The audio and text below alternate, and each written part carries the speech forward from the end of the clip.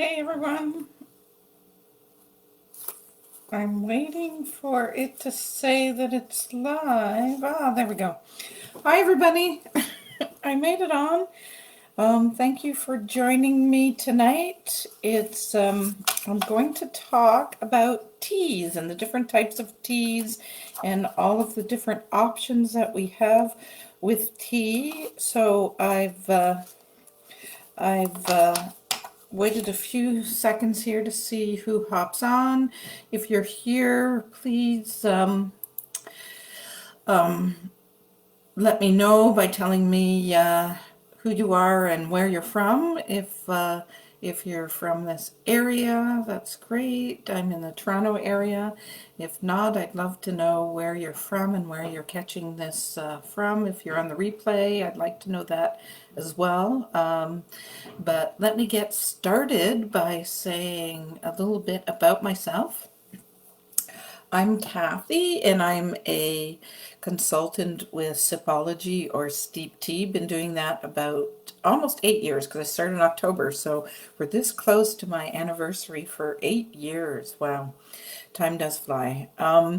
And I've been selling loose leaf teas and tea accessories, and really enjoying the quality of all the items that they have as well. I'm a tea leaf reader. I've been doing that professionally for over 3 years now, probably almost four. Ooh, that goes quick too. See, time. So I'm a tea leaf reader, doing that on Sundays, Tuesdays, and Fridays for either 30 minutes or 60-minute readings. So hopefully you can join me next week as well, because next week I'm doing a group reading. It's $20 to join me, and we're going to take some tea leaves and some cards and see what the universe has for messages for us. So if you're available next week at 8 o'clock, I'd love for you to join me then on Zoom. So it won't be here live on Facebook. But let's get into teas. As I said, I've been selling tea and talking about tea. Well, I've been talking about tea all my life. I remember as a youngster, my mom always drank tea. She did have coffee too, but I just gravitated towards the tea and would share tea with her and my grandmother, and it became my hot drink of choice. So when I had the opportunity to actually sell tea and work with Sipology or Steep Tea, I jumped at it. So I was really excited. I had seen them on Dragon's Den and thought, this is the product for me. So anyways, that's a little bit about how I got started with tea, but let's talk about the types of tea. So everybody, or most people, when they think of tea, they just think of black tea. But what really is black tea? Like Orange Pekoe, and that's what we're getting in our Red Rose or our Tedley, and even when you go to any restaurant, usually you're getting served what we would call Orange Pekoe. And and Pico actually stands for small or tiny in Japanese, or at least that's what I've been told, because I don't speak the language.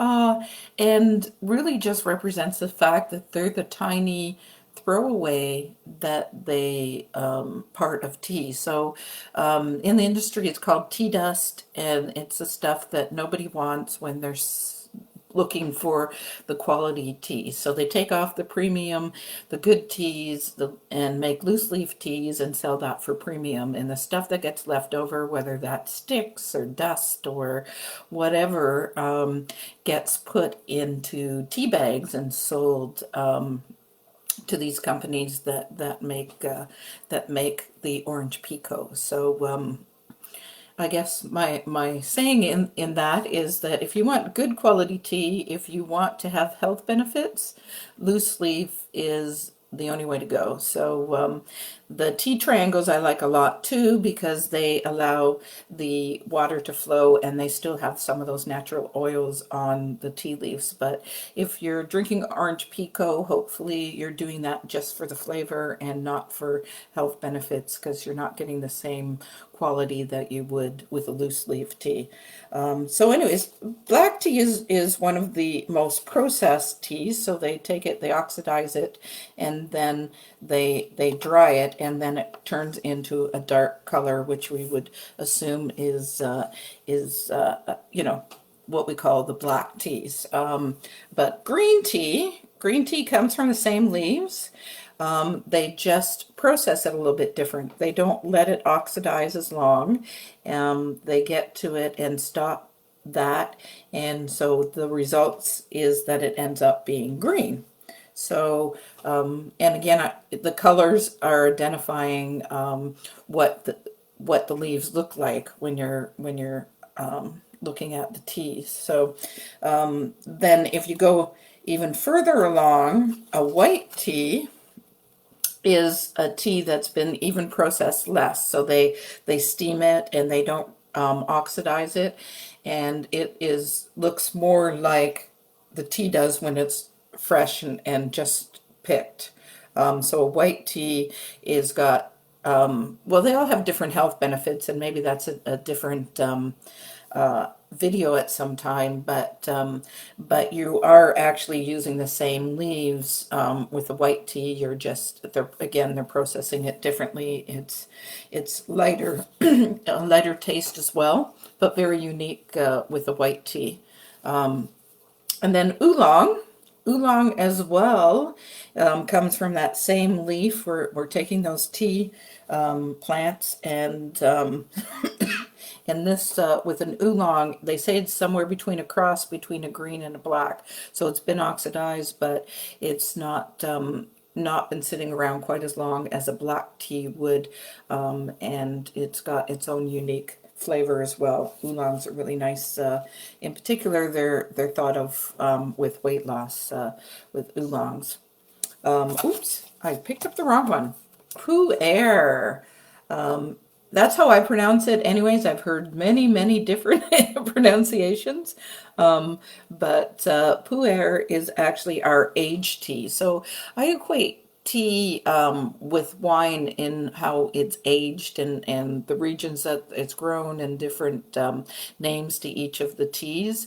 So there's a whole discussion too about the names of tea. If you're looking for a Darlingen, it's only grown in a certain area. If you're looking for matcha, it's only grown in Japan. Different teas names are after they're named after the region that they're actually grown in. So the pu'er, though, is been around for a while. It's aged. It actually kind of got developed because of the settlers thousands of years ago were coming from China over to Europe, and they would actually bury the tea, and it was in these big patties, and then come back for it later, and it had developed this aging, this heavier taste to it as well. So that's how we got pu'er. And then the red tea is a totally different tea. It comes from a different plant.